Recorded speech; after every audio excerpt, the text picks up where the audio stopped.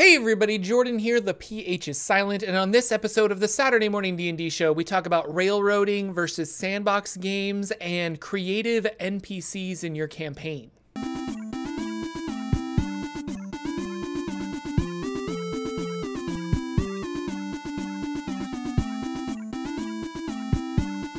Hello, ladies and gentlemen. Welcome to the Saturday Morning D&D Show. My name is Jordan with a silent PH in the middle, and I am joined always by my wonderful co-host, Sir Lucian, over there at Sir Lucian Gaming. Say hello, sir. Hello, and thanks for the resubscribe from Indoor Adventurer, one of our great fans that's out there. Oh, thank you, Indoor. Yeah, that's awesome. And, oh yeah, Fiora's here. Welcome, welcome. Yay. Yeah, always love to see people in chat. That's really awesome to see you guys talking and chatting with us. We had a week off, and so I feel like there's so much more to talk about, but then I'm also lost as to what to talk about. And I've got a cough for some reason, so hopefully I'm not getting sick. Hopefully not. Yeah, no, because I'm doing a show right now, and like everyone through the show has been coughing and sneezing, and I'm like, we can't afford to get sick. Like, it's flu season. Like, everybody, hand sanitizer, come on, all of you. Yeah. So, it's awesome. So what is happening in the world of Dungeons and Dragons? For 2 weeks, we have not talked about this. Yeah, it seems like it's been a while, so we missed a little bit, and a bunch of things had happened, but not really D&D wise. I think, and I'll have to tell everybody, like, my microphone's gonna sound echoey for the last time this week. Next week we should have it fixed with the new stuff. Yeah, but, so you just need to put some like sound dampening stuff in the room because you've got a nice echoey room. But yeah, oh, I see Cyberwolf joined in too. That's cool. So I think I saw some tweets from Jeremy, and I've seen some stuff from Mike Merles, and it feels like they got their head down because they're getting ready for the Dungeon of the Mad Mage, and they're wrapping up the book for Guildmaster's Guide to Ravnica all at the same time, trying to get those wrapped up off to the printers and ready for their big printings and shippings in November, which is coming up. So here we are in October, and it feels like they're just kind of heads down doing that. There's been a few shows here like Lore You Should Know, and Mike Merles still does his happy hour, and there's still some streaming games going on at the moment.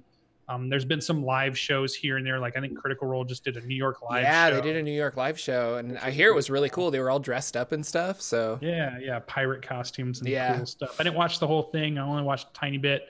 I'm sure they'll put it up on the YouTubes or their channel, and that's been the big thing for them building up to this probably month, or even just last month, was getting their YouTube channel up and off the ground, because they've always been with Geek and Sundry, and they've kind of had their stuff, but it feels like they're a real company now. They're a real production, and they're trying to get their channels and their brand. Not that they have any trouble getting their brand out there, but well, and it's interesting to me because they were like with Geek and Sundry, and they were just like another aspect of Geek and Sundry, and now they're pushing into their own thing, but they're still and maybe it's just because for like continuity's sake they want to keep it on Geek and Sundry, because pushing to a new Twitch channel, pushing to a new YouTube channel might be a little different. So all that same content is still on Geek and Sundry from what I'm understanding. It's just they're doing extra stuff with their own YouTube channel and they have their own production studio now from what I understand. So cat alert, cat attack. Yeah, and so they've got like full-on studios, and that was, I mean, we've been seeing updates from Matt Colville. His studio's up and running. Videos lately.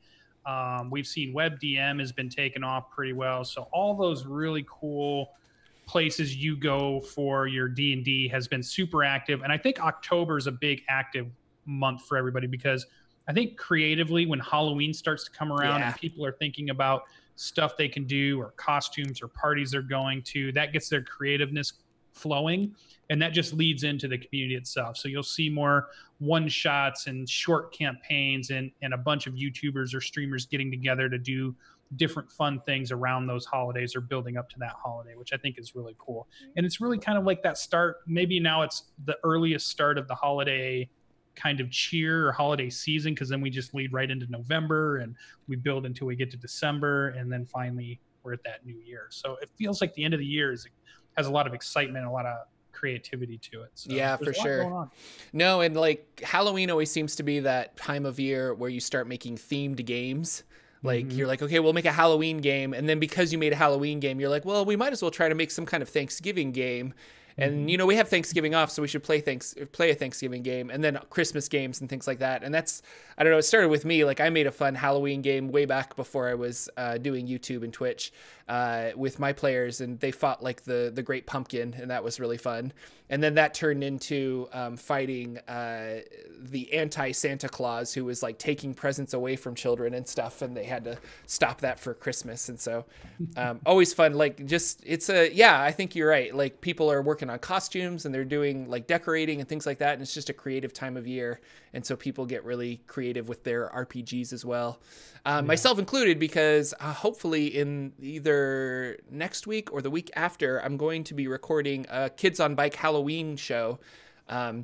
And then I will record that, and then we will put up the audio on my Patreon podcast first, and then a little while later towards Halloween, I'm going to put it up on the Saturday Morning D&D Show YouTube channel. So it won't have any visuals, but it'll have audio that you guys can listen to, and you can listen to our live Kids on Bikes game. That is my hope. Cross my fingers that I don't have any like audio problems, because I've never attempted something like this before.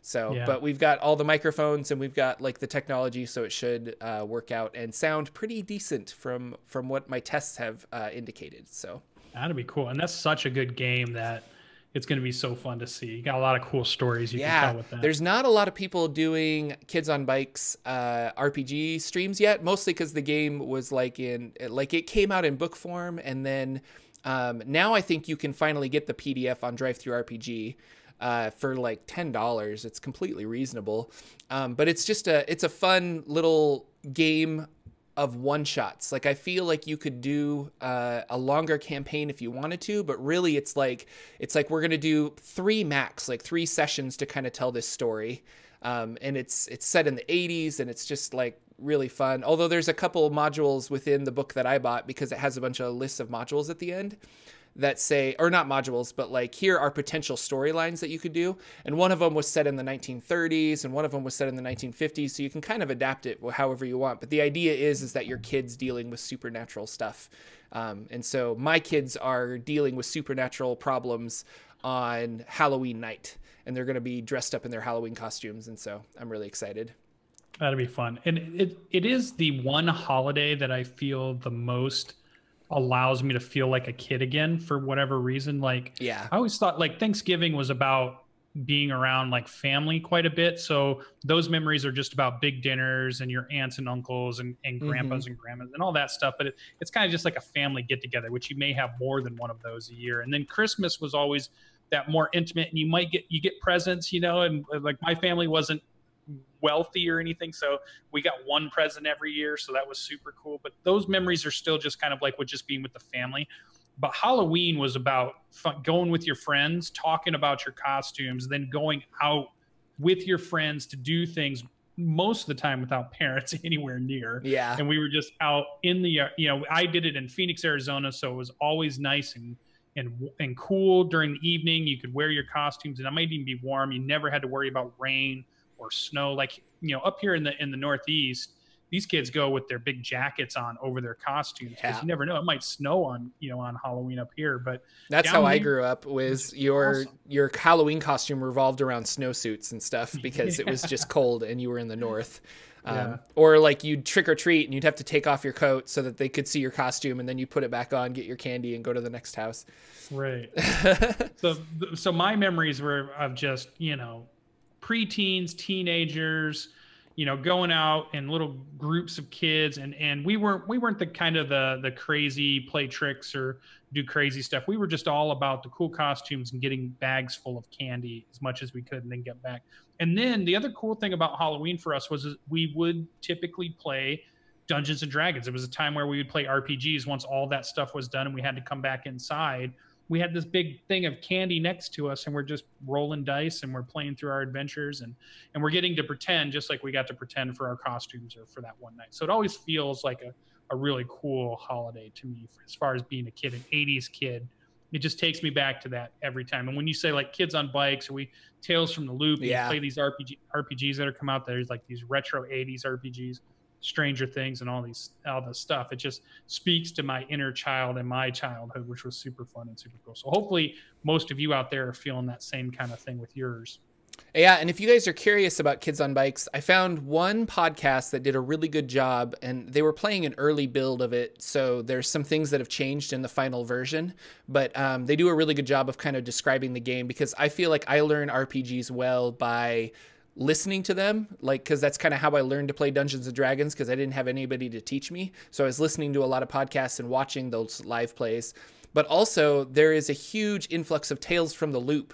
Like, a lot of streamers are playing that right now. And so if you're interested in these, like, fun, you know, mystical 80s games or sci-fi 80s games, then definitely check out streams and stuff that's happening right now. And lots of people are doing some really cool stuff. So yeah. One of our friends of the show, PB, she's doing an adventure. She's writing a game for Halloween. There's a whole big thing coming up about haunted Halloween house kind of adventure, which sounded super cool. I always notice that, like, right around this time, you start to see a lot of adventures up on Drive-Thru RPG or DM's Guild that are somehow tied into this trick-or-treating or Halloween theme, or, you know, a vampire theme can come in quite a bit, but it all ties back into role-playing and Dungeons and Dragons and stuff. So it's super fun. But, yeah. 100%. Oh man. And October is my birthday is in October, and like it's fall and it's Halloween. It's just like the best month. I love this month so much. Yeah. So I was really excited when October hit. So the only other news was, and many of our, I don't know if our audience is into this yet, maybe eventually we'll get some Magic the Gathering audience, but it was yesterday when they launched the Ravnica edition of the Magic cards. So if you're playing Magic the Gathering, their big expansion that's going to be tying into the Dungeons & Dragons brand next month has released. So that's in the game stores now, and you can go and buy those Guilds of Ravnica. It was October 5th.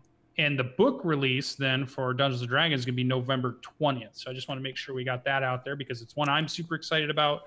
And I can't wait to maybe try to run something in it at some point. In fact, in my mega campaign, we just had somebody sign up this week. I gave them a character sheet because we still got people, even though I haven't been able to run games. We'll get to that in a minute.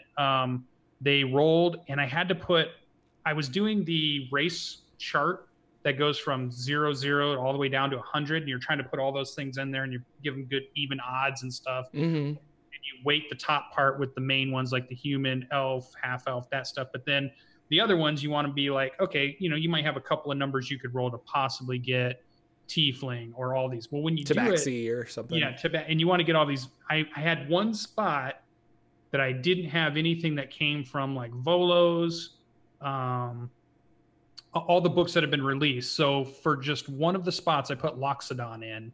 That came from the Guilds of Ravnica UA, and then will be from the book. And we had a player roll it randomly to make his character just this week. So we're going to have an actual Loxodon in the mega campaign, which is super cool. So I was super happy about that. And then there was a couple of lores you should know that you can watch with Chris Perkins and Greg Tito talking about a lot of Dungeon of the Mad Mage. So they really dove into the 7 apprentices and the main guy that's down there, the main wizard, Hallister, which is the main, mad genius of the dungeon that has kind of done this Dungeon of the Mad Mage. And they're talking things like on level 23, the level 23 part of the dungeon is this whole thing. And level 32 of, it's just like these crazy enough levels. And I heard them talk about that it's not a very wide dungeon, so it's not a very sprawling dungeon, but it's a very deep dungeon. And there's lots of ways to go down. There's lots of things to hear about the lore to it. The 7 apprentices, which is a really cool thing, we talked about when Halistar went down and kind of was going down to tame this undermountain area under Waterdeep, took the apprentices with them, and all these apprentices seem to be really kind of cool wizards on their own. Even though they call them apprentices, they're powerful wizards, and Halistar's more powerful. And there's a lot of story to find out. They fleshed out most of those now. Some are dead, some are lost, some you come across informations. There's all kinds of stuff down there, and they left some stuff open for GMs to fill in on their own. I can't wait to see this book, because we haven't seen, I don't think, a mega dungeon book from them. I mean, they've probably done one somewhere in 4th edition. There must have been a mega dungeon book. The closest thing I can think of, well, they've done Dungeon of the Mad Mage in 3rd edition, and I think they did it in 4th edition. but the closest for 5th edition would probably be Dead and Thay, which was like in Tales of the Yawning Portal, and that was during the D&D Next playtest as well. But like that's a pretty large mega dungeon with all these different avenues and paths you can go. To the point where I was confused reading it, and I kind of just was like, I don't think I'm going to steal as much stuff from this as I want to, because I just got lost. But definitely the lore part I'm really excited for, because Halaster's an interesting character. Like you said, he's got these 7 wizard apprentices that are like also super powerful. And I think when Halaster went down into his dungeon, some of them just made towers like around the dungeon. And so there are these wizard towers that they're just kind of like, yeah, he went and did his own thing, but we're just hanging out over here, way back in the lore. And then eventually they went looking for him and went searching around in Undermountain.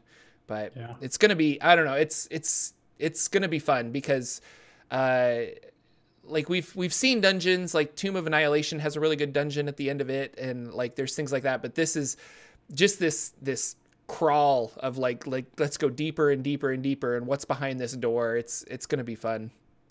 Yeah, I'm interested to see the modern version of the Mega Dungeon Adventure, with the way they've really refined their adventures, because even the first few adventures, we've seen a very big difference to the adventures they release now, with starting with, really, I think of Storm King's Thunder as the last of the old style, and starting into the new tight, concise style that they have now. And then from then on, the books have just been amazingly well edited and done to be able to be something you can run. And everybody's, has said Dragon Heist is a really good book to run. They've been talking about, if you're a brand new GM, it's a good place to start. If you've always been wondering, where could I start? I just bought the books. I'm a brand new GM.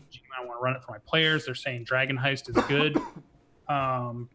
Just like the Minds of Phandelver. So I think it's going to be interesting to see how that is. And the one that always is still in my heart, Mega Dungeon wise, is Temple of Elemental Evil. That was like the ultimate for me, Greyhawk World Temple, but it went down level after level after level. And then there were 4 levels of the plains all the way down at the bottom. And it was like full fire, full water, full air, it was just all this craziness with the cults and everything going on. And it was the full true, circus of, you could meet in one room some crazy monster, and then one door down you'd find some other crazy monster. It was like the fun house dungeons is what they used to call them, which is super interesting. So that's a throwback for me. Again, I love that idea. I can't wait to try to play it. I want to get into a Dungeon of the Mad Mage game at some point. I kind of didn't jump into a Dragon Heist. I had a couple offers. I know Indoor Adventures running a Dragon Heist game, and I know a bunch of other people are, but I'm kind of waiting for that Dungeon of the Mad Mage. I want to jump in on that. I want to save my one slot for to play, because right now I'm still in a Tomb of Annihilation at this point, so I'm still playing that one even. And that one, we just got into the big area where it starts to turn very dungeon-like and play.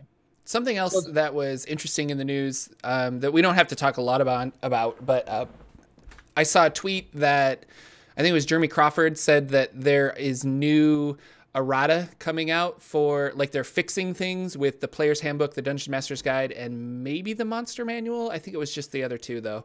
So we're going to get some more, hey, we're fixing these things that were in print, that they've done this before. And mostly it's been to clarify certain spells or abilities, but it'll be interesting to see that coming out. And then I always go through my book and put little E's next to things, so that when I'm flipping through it, I'm like, oh, there's an errata for this, so I can look it up in case there's like a rule discrepancy and people are arguing about how something works. But I don't know how I feel about this. I really wish that the book was a finished, polished product, but it's also nice that they are revising it as people are playing and figuring out, like, oh, this needs to be worded just a little bit better for things like that. And so the errata's good, but it's frustrating to open your book and be like, oh, that's right, I have to like check this other page to see what it actually is. Or I guess you can just buy an updated book, but that's to coincide with those. Tie-in. Yeah, that's the tie-in, because the new books are coming out with the new covers, and they're going to have all the errata already in them. So I think that's their preemptive, hey, you don't have to go buy the new book. Here's the errata so that your book has all the same info. But no, yeah, they do that. Updated versions. Yeah, they'll make a PDF for it, but for sure those new books look real nice too with their fancy covers. It's very tempting to try and get those. Yeah, I have Player's Handbook and Monster Manual and PDFs that I had bought, but I'm like, I'm gonna probably buy the hardcover ones because I did buy the Dungeons Master one from a bookstore, but I'm thinking I'm gonna buy one of the new handbooks and probably you should. the Monster Manual. That'd be awesome. I'm buying all kinds of books from these guys. They just keep getting into my wallet. Left So cool. We're waiting until November 20th for Ravnica, which that'll be the next book that we talk about. And the more I think about it, I think I'm going to pick it up. Like I wasn't really excited for it, but like the new races and being able to create guilds and things, I don't know. I'm getting more curious about this book, and I probably will pick it up. So we'll see. Because I was kind of like poo-pooing it for a while, but I don't know. My opinion is being reversed through us chatting on this show. You know, you wanted the Eberron book. Eberron was good. And actually, the next book we're going to talk about will be November 13th is the Dungeon of the Mad Mage. So that's before. Like only a week later. Yeah, so November 13th will be Dungeon of the Mad Mage, and then November 20th will be Guildmaster's Guide to Ravnica. Okay. Which will be very interesting. So Mr. Lucian, we had 2 weeks to play games. What did you do in the 2 weeks that you were... did you get any games in? Yeah. So I got to build a computer or purchase a computer or fret over a computer death, and then worry about getting all that set up. Had to put the mega campaign on hold until I could get that all situated as the computer went down. Yeah. Which is always rough. Yeah, we forget how often we have so many different files and stuff that we use. And with a YouTuber or a streamer, there's a lot of things that we'll have in folders that we're using constantly. So we have like wherever our Photoshop stuff is, wherever our video editing stuff is, wherever our Twitch overlay stuff is, you know, all these different things, all these websites you have marked so that when you go to run your game, you have all your different things like, oh, I want to get my name generator. I want to go over here and get a map. I want to go over. I've got all these places that I've been using forever marked, and now I'm on a brand new computer that has none of that, right? So I have to get it all in there. But I did get it all set up and ready to go. So it happened like on Thursday. I got a computer ordered by Friday, and it came in by Monday. And then I started getting things set up. And so by Tuesday night, I couldn't play my game Monday, but by Tuesday night, I had everything set up, camera tested, microphone backup, and I was able to play in our Tomb of Annihilation game, which was super fun with our over on Anaris' channel. It gets streamed every Tuesday night starting at 8 p.m. Although we started a little bit late, but we finally got everybody in, and it was super fun. The only person we were missing was Nomadic, who plays our Tortle. And unfortunately, we lost our big NPC that's been with us from the very beginning. We keep losing NPCs because I think our GM has finally decided to kill off all non-players in our party because we had a bunch of them for a while. And so now they are almost all gone at this part. Azaka has perished in the jungles, and it was a big sad moment for us. It was pretty funny because of all of the NPCs that we've done, I think our players, PB and Nomadic, they really attached to different ones of them. But I think Azaka was the one that the whole group was really vested in because she was right there from the beginning. She's the guide. She's the person you met that we decided to deal with when we first got there. Not that that's the person that everybody chooses for their Tomb of Annihilation game, but it's one of the people that you could choose to be a guide. And so it's almost like she's been with us through the adventures, really feels like a member of the party of all the other NPCs. The other NPCs feel like pieces that are still there, NPCs, but Azaka felt like a member of the party, and then we lost a member of the party. Yeah. So it was very traumatic. You know, sometimes you get attached to some of these characters that your GM ends up putting in with the group to do different things, or they're there for different reasons. And we all, as a GM, we all have different reasons we might have them there. It might just be a story fit. It might be some type of backstory thing that's coming around. It might be filling a gap that you think your party might have. Sometimes you might use an NPC for that. You might let them hire hirelings, which was a big thing back in the day, or porters to carry more treasure or take care of the horses when the adventure is going on. There's all kinds of reasons. You might have these really cool fleshed out NPCs that grow a part of the group and become part of the group dynamic. And then when they're gone, that big hole is there now and you can feel it. So we build these emotional ties to imaginary. It's like having an imaginary friend, I guess. So it hits you, you know, you're just like, oh, you know, that's sad. What can we do? And we're playing Tomb of Annihilation, so we can't resurrect anybody. Yeah. So this until we fix the problem. So that's a big issue at the moment. So we can't just say, well, we'll just keep this person and we'll eventually resurrect them, because that's what a lot of players will do. Like they'll get so attached to other characters in the game that they're willing to put all their wealth on the line. They're willing to cross the river Styx and go into hell to help drag back an NPC that they truly love or identify with in the game. They'll go to great lengths for those characters. I think that's such a cool mechanic that GMs can use to give interesting NPCs to your party, to let them to grow attachments to, to let them, you know, create connections, to let them be a part of the big story too. And a lot of times that's how we as GMs get to be a part of the story. Because sometimes we're just, in many ways, we can be just a referee, right? We could just be the world engine and we're letting the players run around and we're telling them what happens when they run around, but we're not really part of their story. We're just there to help them do their story. But with an NPC, we can be a part of that story too. Yeah. Although the dangers of a Dungeon Master NPC or I should say a DMPC is well known, and we specifically, but the internet has talked at large about that. But I personally like having those NPCs in there, not necessarily to take away experience from the party or for me to like play a character, but if I can make a fun NPC kind of, because I don't know, as I research and prep D&D, I always think of cool character concepts.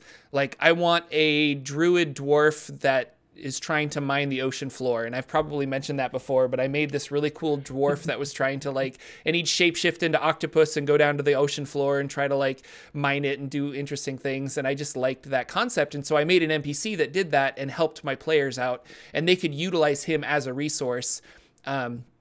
And it was fun, and I got it. And then I was able to get that character out of my system. And I was like, okay, I made that character. I played it a little bit. This is awesome. Now I can do something else.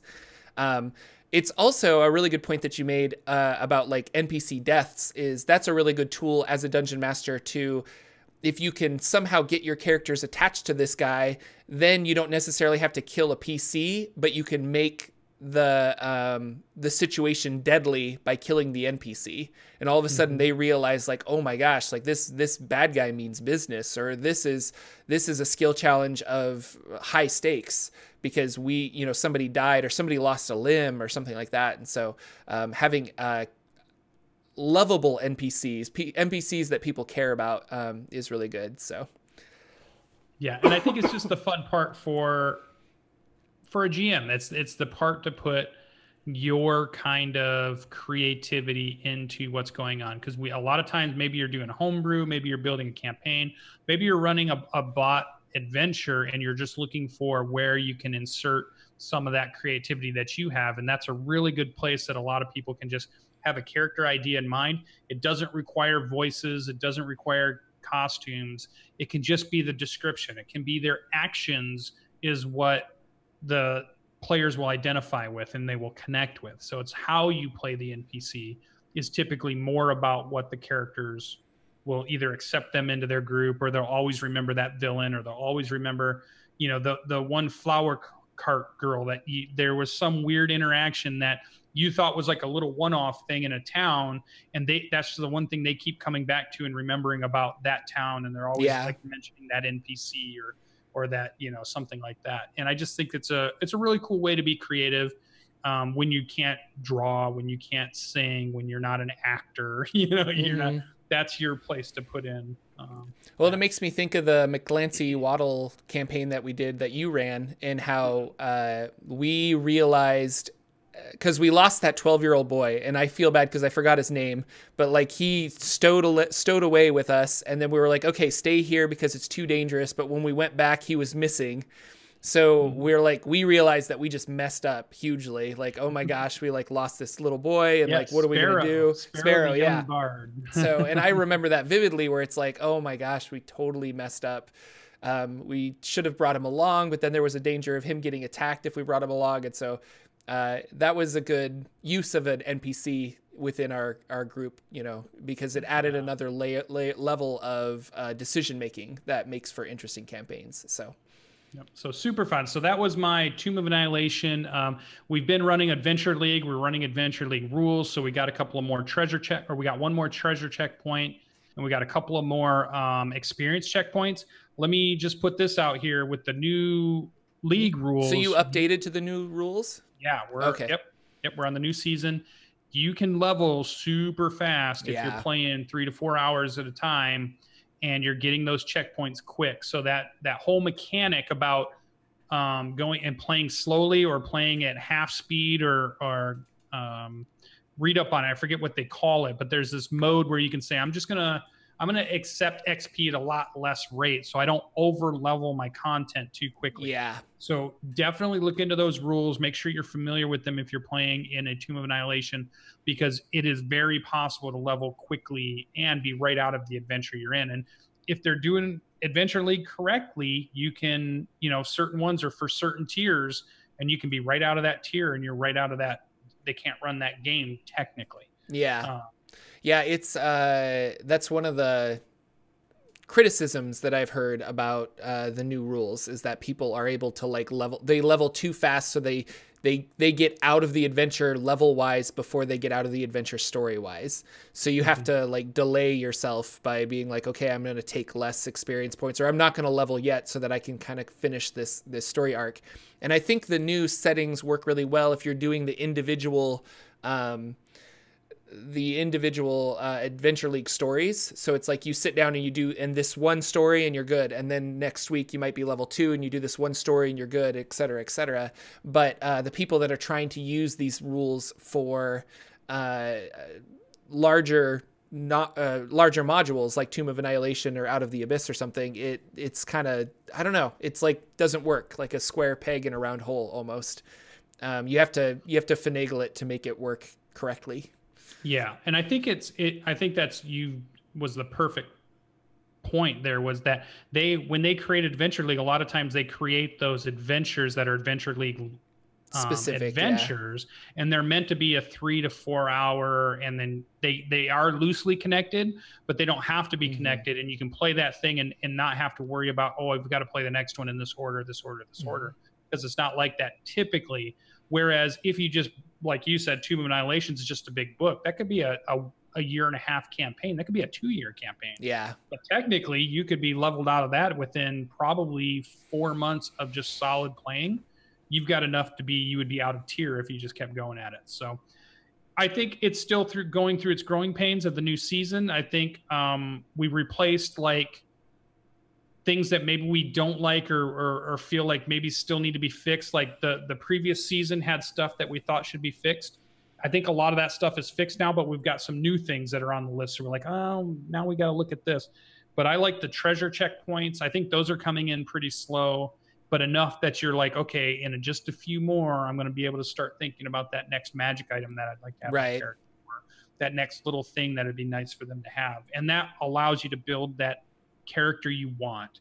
And I think that's really cool, because I think lately a lot of us have been coming up with character concepts that are strengthened if we have certain items and equipment to back that up. Yeah. But in a real campaign, you can't rely on that, because a lot of times it could be random, or the GM has their own idea of what items are being given out, and that might not be the same thing that you wanted. Like, so if you're playing, you know, The Last Samurai and you're looking for that really cool katana sword, but if you're playing Tomb of Annihilation, you're never going to come across the katana. Yeah. You know, you're never going to come across that.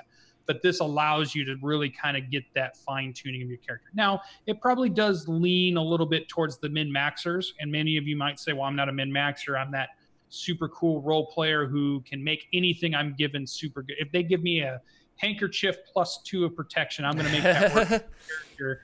That's great too. I totally, you know, I understand where you're coming from with that. I like the idea. You're the type of person that when you roll your stats randomly, you don't care if you get an 8 or a 7 because you're like, I can play that. I can find a way to make that fun and cool. And I get that. That's why the game is great, because it allows people to play that style, but it also lets some of us min-maxers, I'm like a closeted min-maxer, be able to go, okay, I always fall back to, when I think about this, your old video of creating Iron Man in Dungeons and Dragons. Yeah. Which is, you can do it if I can control the equipment, if I can control the look of the effects, if I can really fine tune the things I need, I can build a Tony Stark Iron Man kind of character that has all the same impact of that character in the Dungeons and Dragons world, even though it's not a modern day superhero game.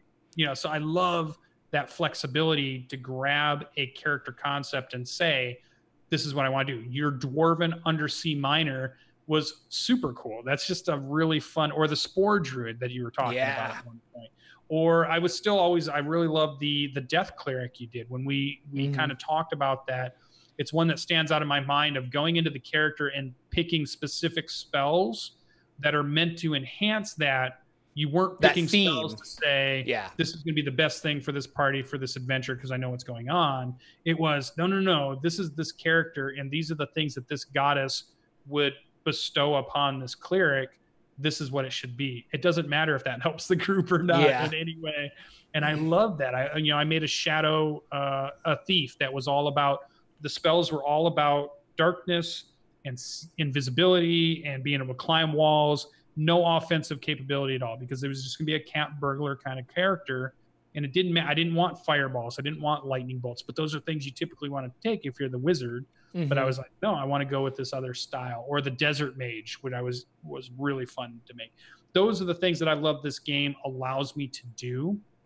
And it's what a lot of computer games and MMOs will typically get close to that, where they will let you build this character the way you want, and you get talents and equipment, and you can do all these cool things. But you always feel like you bump up against a limit. You know, there's always one thing you want to do, but the game won't let you. And Dungeons and Dragons is the one game where there's never a limit. If you talk with your GM and your GM really works with you to be creative, there's nothing you can't do in the game or find a way to do in the game when you're thinking about it in some way. You can play a very cartoon style game, you can play a very kung fu style, you can play a gritty swords and sorcery, you can play a very low magic style, you can play a very high magic style, you can throw in mech suits and whatever you want in your Dungeons and Dragons. There's no limit to what you can do, and I think that's what really makes the game great. And I say Dungeons and Dragons, but it's really all RPGs. Most RPGs give you this flexibility to turn them into anything you want. We just always associate Dungeons and Dragons being the one that really just kind of showed us that we could do that, right? They showed us the way of all these other things, and I always like, that's what draws me back. That's what makes me come back next month to build another character, and the month after that to build another character, and the month after that to build another character. So that was my week. I love themed characters, so it's really fun. Dungeons and Dragons. The mega campaign was on hold for 2 weeks. I have to apologize to my players, but they've kept up high spirits. They've been creating characters. They've talked in the tavern a little bit with each other, and they know we're going to get going. And when I come back, which is not going to be next week because I will be in Orlando next week, I will be home for the show, so I won't miss Saturday morning. I'll be flying home Friday. Be ready for Saturday morning, and then from that on, you're going to see the new schedule. And the new schedule for that week after is probably going to have 3 or maybe 4 slots for the group leaders to run games. So I'm hoping on that week of, I think it's like the 15th or something, that we have 4 adventures with 4 different parties for the mega campaign to see how that all turns out and get that thing back kicked up, ramped up, go full bore on it and be ready. And hopefully all my sound issues will be fixed. My walls will all be painted and done. We'll get all that stuff done before that 15th, I think is what it is if I look at my calendar. Is it starting the 15th? That whole week there should be a bunch of games. Sweet. What did Jordan do over last week? Well, my Sunday game is, we're playing tomorrow, but we haven't played for the last 3 weeks or 2 weeks or something. So it's where I left off was they fought a horde golem from Tome of Beasts, which is like this giant gargantuan golem type monster of swirling treasure that strips you of your magic items when it attacks you, which was kind of fun. So like they would get attacked and their magic sword would like leave their hand and they'd have to like run over and find their magic sword to be able to attack the monster again. And that was really fun. But I did play Hot Springs Island, and my players were captured by salamanders. So this is kind of a funny story, and I'm sure my players are going to watch this and they're going to be like, you messed us over, Jordan. Like they're going to get really upset.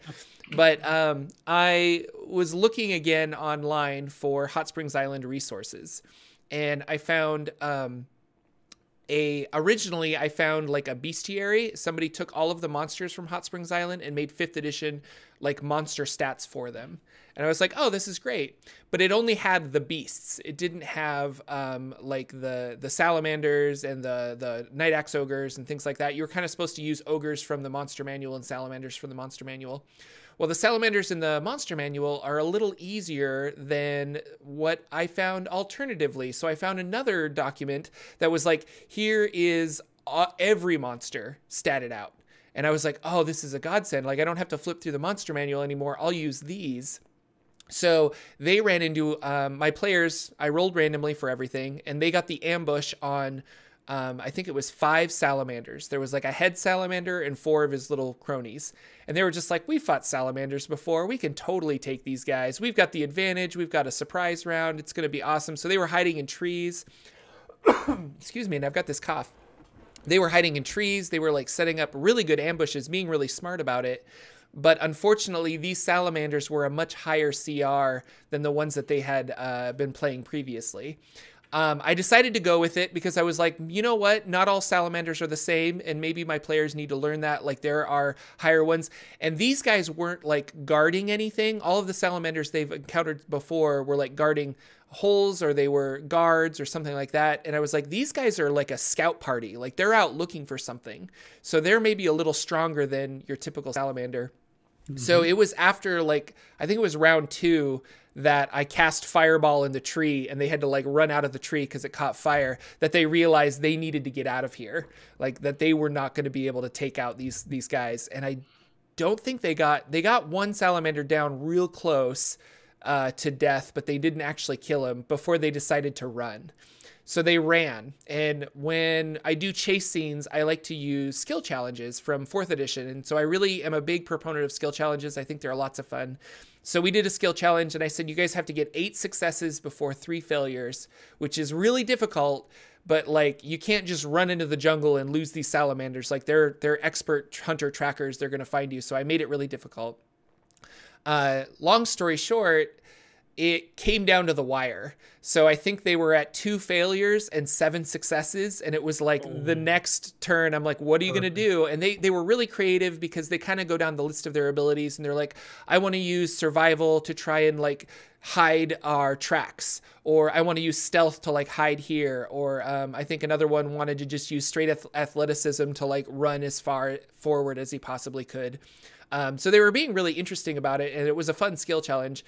And it came down to the last guy, and I think he rolled a 2, and he failed. And so I said, you guys jump into the bushes, you roll down trying to get away from these, and you roll right into the feet of the salamanders who had like saw what you were doing, cut around a corner, and cut you off. We had like an interrogation scene where they were, you know, like captured basically. And then I had the salamanders put hoods over their heads. This was in the morning that this happened. So hoods over their heads, they marched them for a full day. And so they took off their hoods, and they're now in a mining complex. So the salamanders work for, his name's Svarku, and he's this like big bad Efreet kind of enemy on Hot Springs Island. And they're mining red crystal from the island. And so they needed slaves for more mining of this red crystal. So when we start up on Tuesday, they're going to be trapped in, like, chained up in this, like, cave mining red crystal, and they're going to have to figure out a way out of this.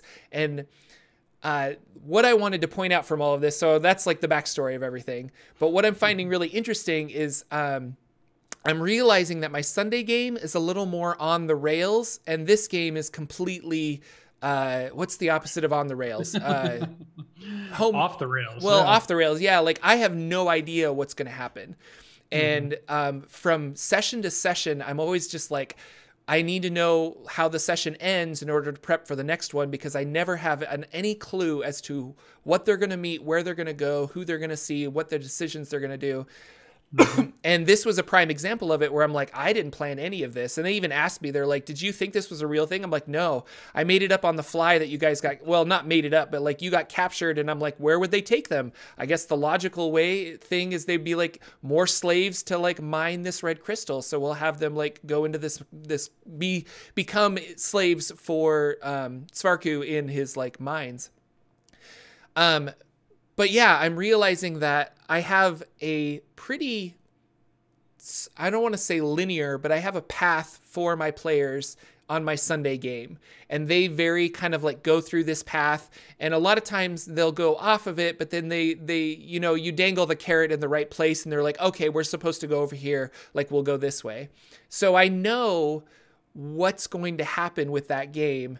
Whereas the hex crawl of Hot Springs Island, I have no idea what's going to happen with this game. And I am a little paranoid if they're going to escape, if they're going to die, and you know, I'm not really sure. And there's a couple of other things that I don't want to say because it'll be spoilers that I'm also nervous that might happen, because I know the cave tunnel system that they're in, and I know like paths that could lead, but like there's like 5 or 6 different ways that this could end.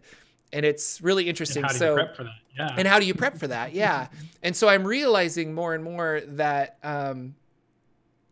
they are, I guess, the difference between a railroad and a sandbox. And it has never really hit me until today. And I think a lot of people will look at my Sunday game and say, Jordan, you're a complete railroader in that game. But I also think that there's an opinion to say like, no, that's a sandboxy game because they can go to X, Y, and Z, but it's the illusion of choice almost. Like you can go to this town, or this town. But in my mind, I've only got one town prepped. So whichever one they go to is going to be the town that I prep, kind of a thing. Whereas Hot Springs Island, and I don't know how I would do this if I didn't have the core book to help me out. Because that would be, and I guess you're doing this with your thing where you're like, I've created this entire world and they can go anywhere. But like, how much prep was that? Like, that was a lot of prep for you to not have prep from a weekly basis, I guess. Right. Yeah. Well, and it was putting in mechanisms that allow you to have less prep. So the idea of putting things that were already created in certain places. So if they do stumble upon that, then you could open that book and be like, and there's a little bit about the game I'm playing now that I've done that forces my players to, before the session in our Discord, in character, as if they're sitting around the table in the tavern the night before they're going to go do something, to talk about what they're going to do. And I need that to help me with my prep for the adventuring groups that are going to be going out. Because if I don't find out until Monday night and they have a choice of 7 different places to go, and 2 of them have big dungeon areas that I have to have mapped out in Roll20, and then the other 2 I could just kind of do theater of the mind, but I don't know which one they're going to do. I want our sessions to really get to the meat of things without me stalling until we get there, which was my tactic before. So when I played the pre-campaign, I just let them decide where they were going to go, hex by hex. I never had them tell me what was going on. I waited till we got there to that session. Yeah. But the moment I realized I could figure out kind of where they were going to go, I would have something going on for this session that stalled long enough that I'd be able to do a real prep for the next session. So in a way, mechanically, what was happening, I think, was there was some filler that they were going through to give me time to prepare the storyline to fit with what was going on. And it all, from their point of view, it just was a really cool game that was reacting to all the stuff that they were doing, which was super cool. But when I started doing the mega dungeon or the mega campaign, I realized, wait a minute, I've got to be a little bit more strict about what I'm doing if this is going to work out. And if I'm going to keep the timelines together so that all the groups are on the same timeline and all the stuff's happening. Like, imagine if you're running 3 groups through Hot Springs Island and you wanted the calendar to be the same for everybody, and you're trying to keep track of where everybody is at that time. That starts to get a little tough. So we've introduced some artificial homebrew kind of rules that help me out as the DM. And I think most of the players in the groups have been good about that, of helping me out. So this little in scene or in character, them talking about where they're going, and they have to tell me which hex their expedition is going out to.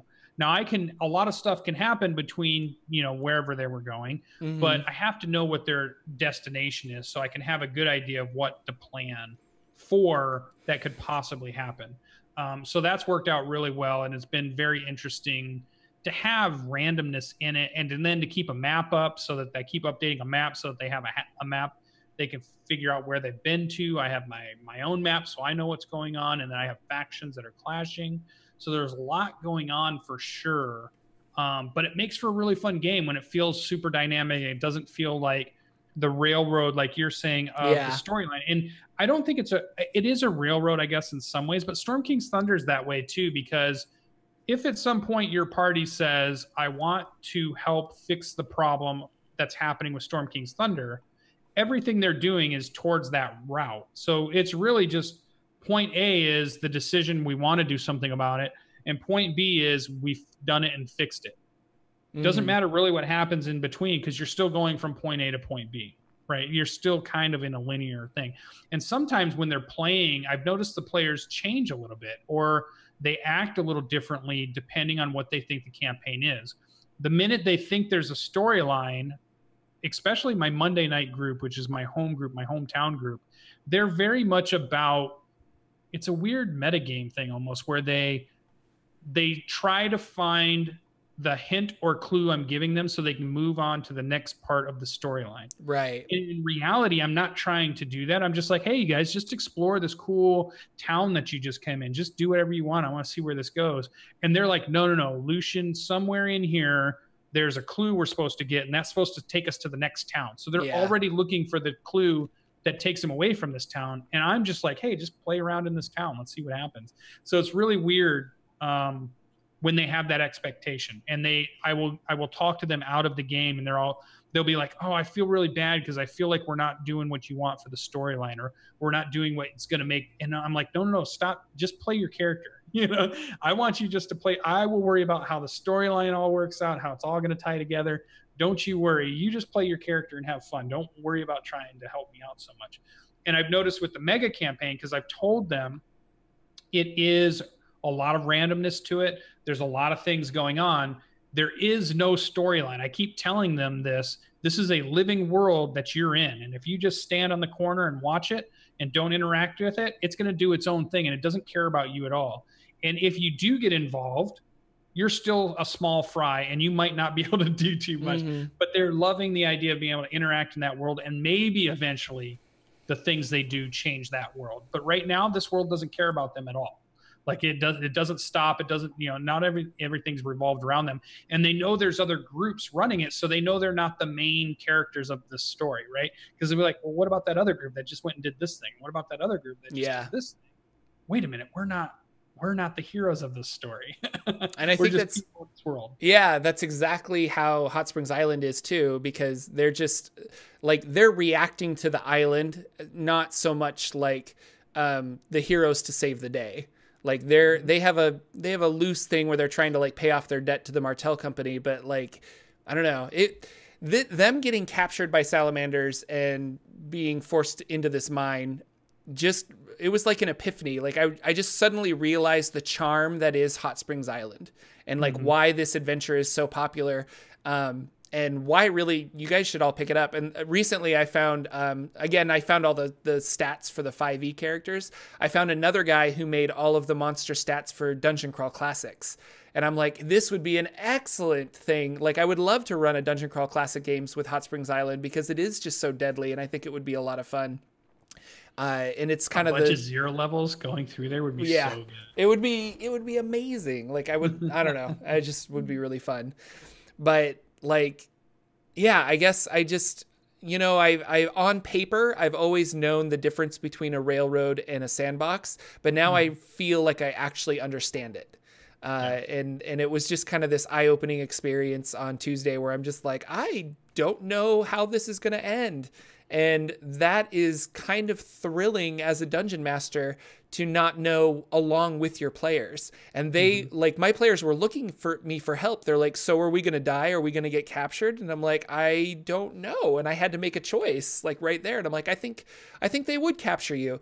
But let's say it was a bunch of Night Axe ogres that they got in a fight with, but those ogres have like honor and tradition and they don't take anybody alive.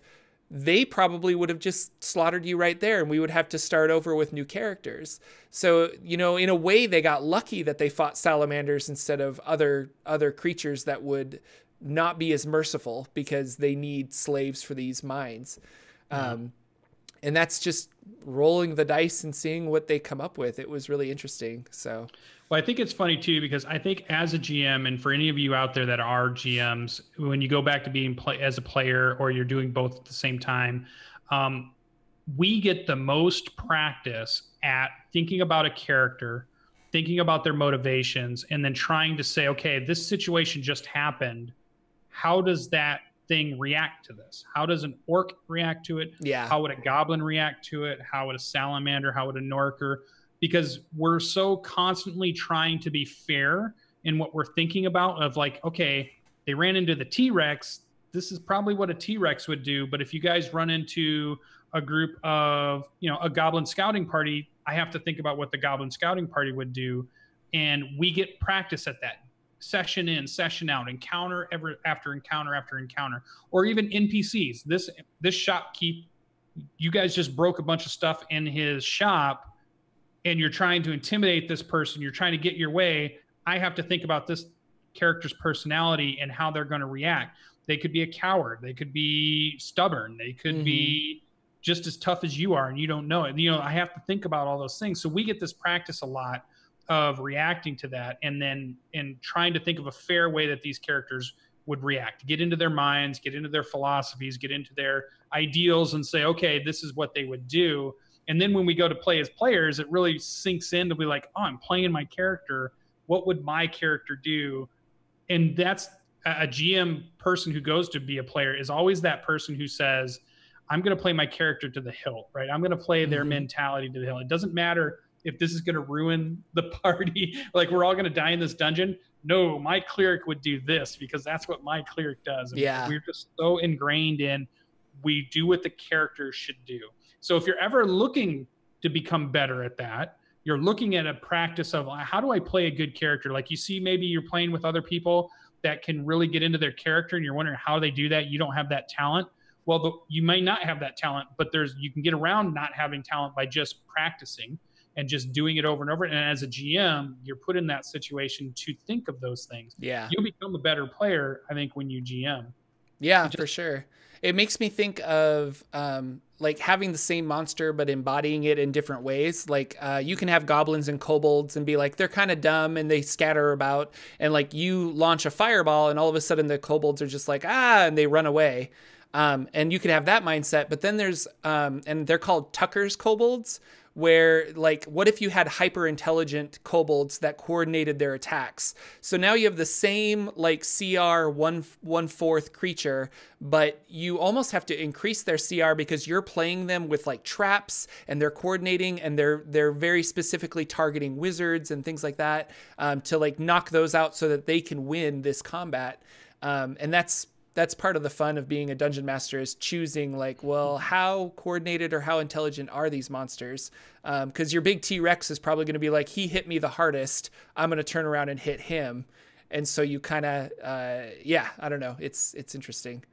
And then one last point that I was going to bring up, we're talking about the improvisational GM, the person who doesn't quite know, can't prep ahead of time, or can only prep so little that when the session happens, we've got to run with it. We've got to be able to roll with it. To me, this is where the biggest anxiety has ever come from when running a game, has always been in that type of session.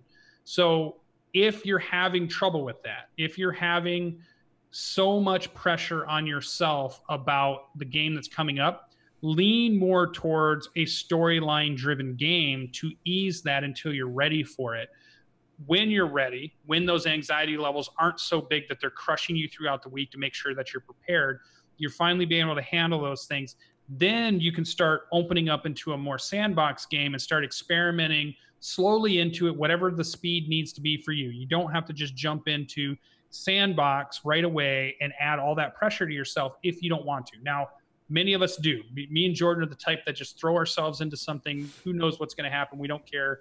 And we just work our way through it. But that's not everybody. So if you want to lower that, you can go to a pre-prepared kind of storyline driven adventure. The book's going to tell you what you need to know. You can think about the session. You know where your characters are at. You kind of have an idea of where they're going. That pressure is not as big. Now your pressure is only about getting the rules right or playing with the characters. I've got the thing muted. You hear it, but they don't. Okay. Yeah, I completely agree. And when I started Hot Springs Island, I 100% had not a nervous breakdown, but like I had a small little like panic because I had read the entire book twice, but I don't have everything memorized. And I was kind of like, well, I don't know where they're going to go. Are they going to go like left or right? And yeah, so Lucian's audio was squealing a little bit, so I think he muted himself, so he's okay. But we're coming up at the end of our episode, so I'll do our outro right now. Thank you guys so much for coming out and watching us on Saturday morning here for the Saturday Morning D&D show. We're live every week on Twitch, Saturday at 9 a.m. Pacific on Twitch TV/Sir Lucian, so come watch us. We love to have people. You can catch VODs on YouTube, just search Saturday Morning D&D show, or on podcast. We have an Anchor podcast that you can search as well, and that is found wherever podcasts are sold, so just go and look for that. Thank you guys again so much for coming out, and go play some games. Go play some Halloween games because it's awesome, and it's October. And with that, go ahead. Yeah, that was the, they always seem to, on the first Saturday of the month, test the tornado siren. So the tornado siren, and I'm in a new house now, and guess what? My house is much closer to that, and that's the first time I've heard that. Oh, that's crazy. Too funny. Yeah, thanks everybody for joining, and everything that Jordan had said. Definitely go check out all the channels and all of the YouTubes and the Twitch. You'll see a lot more stuff coming up pretty soon. And this whole month, I think October, you're going to see a bunch of stuff from Jordan. And once my room is done and my audio is fixed better, you're going to see a lot more content from me because I'll be doing a lot more videos also. So thanks everybody for joining, all of our great viewers and fans and all you new people out there, and we'll see you in the next one. Yep, we'll see you next week. Bye, everybody. Woo!